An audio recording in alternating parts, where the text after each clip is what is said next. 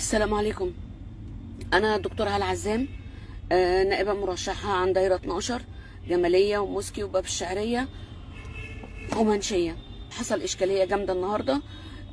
وحدات التجمع والتجمهر قبل كل لجنة ب100 متر في منشية ناصر عشان تقبيض الناس الفلوس، ومنعونا وتعدوا علينا. واحنا دلوقتي قدام الاسم عشان انا واخدين الولاد اللي كانوا معايا وواخدين الفريق العمل بتاعي كله، ومعانا الناس التانية اللي تعدوا علينا. احنا في مهزلة. انا بناشد سيادة الرئيس اللي عالم بينا، وانت ادرى واحد بالناس وبالشعب.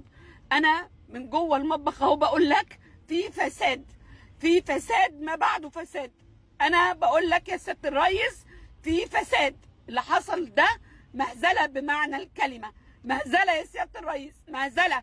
مش ده الشعب مش ده مجلس الشعب اللي يتحدث باسم الشعب، مش ده مجلس الشعب اللي يتحدث باسمنا، مش ده مجلس الشعب اللي حضرتك هتقول كلامه مصدق عشان نعمل منه حاجة كويسة لمصر.